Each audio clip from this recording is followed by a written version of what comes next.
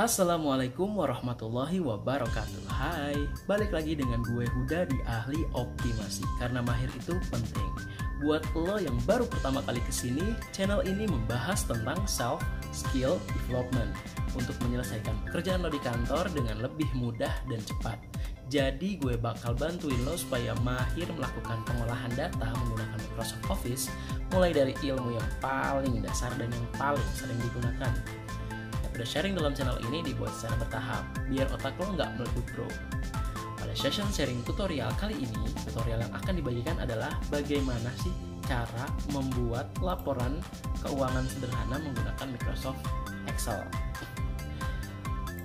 Pertama, biasanya laporan keuangan ini digunakan untuk para bendahara suatu organisasi, atau bendahara kelas, atau bendahara sekolah, atau bendahara sebuah event. Biasanya kita kan butuh laporan keuangan ya, supaya menjamin bahwa kita memang mumpuni di bidang pengelolaan keuangan itu. Nah, biasanya informasi yang dibutuhkan untuk membuat sebuah laporan keuangan itu adalah tanggal, kapan uang itu keluar, kapan uang itu masuk. Jadi kita butuh namanya tanggal. Kita tambahkan di sini tanggal. Selain tanggal, kita juga butuh informasi terkait di tanggal itu kita ngeluarin uang buat apa. Jadi keterangannya itu apa? Keterangan uang itu keluar atau keterangan uang itu masuk itu apa? Keterangan. Nah, selain itu juga kita ditanyakan seberapa banyak melakukan pembelian. Misalnya pembelian sepatu belinya berapa gitu. Jadi kita butuh jumlah. Terus juga yang biasa dipertanyakan adalah harga persatuannya itu berapa, harga satuannya. Jadi kita butuh informasi satuan. Nah, ini ada tambahan, ini indikator tambahan sih, nggak terlalu penting amat. Cuman kalau dalam format Excel ini ya penting karena indikatornya di sini. Jadi di sini ada namanya uang masuk atau uang keluar, M atau K, atau kredit atau debit, MK atau kredit debit. Tapi kalau saya sih lebih suka M atau K, masuk atau keluar. Di sini ditambahkan masuk. Jadi setiap uang yang masuk nanti tercatat di kolom ini. Kalau setiap uang yang keluar dia tercatat di kolom yang ini, keluar. Jadi uang masuk adanya di kolom F, uang keluar maksudnya di kolom G. Nanti itu bagaimana sih caranya? Ada urusannya nanti.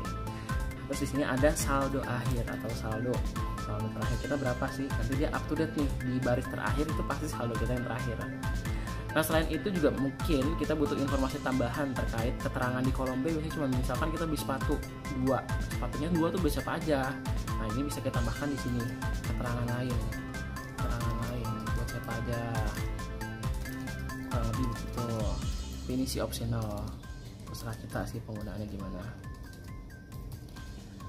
Nah, terus formatnya di tanggal ini kita rubah, kan datanya kurang lebih datanya segini. Formatnya ini kita rubah, untuk tanggal kita pilih formatnya long date supaya lebih enak sih, terserah bebas, bisa short date atau long date. Terus keterangan ini kan teks general aja, jumlah ini kan angka, kita pilih number. Terus di satuan ini juga angka, maka kita pilih number. M atau K ini teks, kita pilih general aja. Masuk, keluar, saldo, ini termasuknya accounting, dokumen accounting.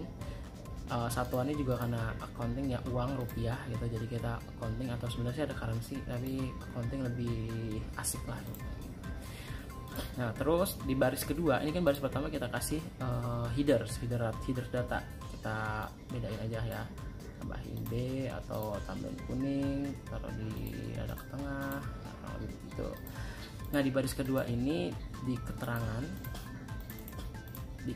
ini kita tambahkan saldo awal barisnya, saldo awal. Nah, tanggal berapa terserah mau diisi atau enggak. Saldo awal misalnya 1 juta. Ini bisa buat juga laporan keuangan sebuah usaha atau apalah, terserah, bisa digunakan. Ini berfungsi banget sih sebenarnya. Nah, terus kita kan misalnya nih di sini di kolom masuk, kalau misalkan kolom E-nya diisi M, dia bakal terisi. Kalau di kolom E-nya diisi K, dia nggak keisi. Caranya gini, sama dengan if buka kurung, kita masukin formulanya, fungsinya sama dengan if buka kurung, E di kolom E3 sama dengan M Kalau di kolom E3 diisi M, maka data yang terisi di kolom F ini adalah jumlah dikali atau bintang D, kolom D, tutup titik koma. Kalau misalkan benar isinya M, kalau misalkan isinya bukan M, dia akan terisi 0. Jadi kita jika salah kasih 0, tutup kurung, enter. Karena di sini nggak ada, dia juga sama. Jadi di sini 0. Nah, begitu juga di bagian kolom keluar. Kolom keluar ini juga sama caranya tadi, sama dengan if buka kurung kolom E sama dengan keluar, maka jumlah kali satuan, titik koma 0 ya. Jangan lupa kalau jawabannya salah 0. Nah, untuk saldo ini supaya up to date, kita gini rumusnya, sama dengan kolom sebelumnya, baris sebelumnya, ditambah uang masuk dikurang uang keluar. Nah, karena di sini nggak ada yang masuk, nggak ada yang keluar, uang kita tetap 1 juta. Itu seterusnya. Nah, kita tarik aja datanya nih, misalnya sampai sinilah. Nah, nanti data uang kita terupdate itu maksimum ada di 1 juta ini, di baris terakhir. Terus misalnya nih kita coba ya rumusnya berjalan atau enggak. Misalnya kita di tanggal sekarang 2 Desember 2020, kita beli sepatu jumlahnya 3, harga satuan sepatunya 50.000, 500.000 banyak kan. Nah, ini kan kalau kita beli sepatu kan uangnya keluar dong. Nah, kita lihat ya, kalau di sini kita isi K, dia otomatis keisi ke kolom sini 150.000 dan uang kita berkurang jadi 850.000. Jadi saldo kita 850.000. Begitu juga kalau kita isi M. Nah, dia akan masuk ke kolom masuk 150.000. Jadi uang kita bertambah. Di sini kasih terus kan keluar nih. Kita kasih tahu di kolom keterangan lain, misalnya ini kita beli sepatu buat siapa aja, misalnya buat Rahmat, terus buat Jamal, terus buat Rohaya. Nah, ya tuh 3 udah. Nah, ini dengan begini sangat mudah sih dibacanya, sangat mudah dipahami. Kalau misalkan nanti kita membuat laporan keuangan tuh seperti ini sangat efektif banget lah pokoknya. Sampai di sini dulu, terus tambahkan ilmu lo sampai mahir ya, karena mahir itu penting.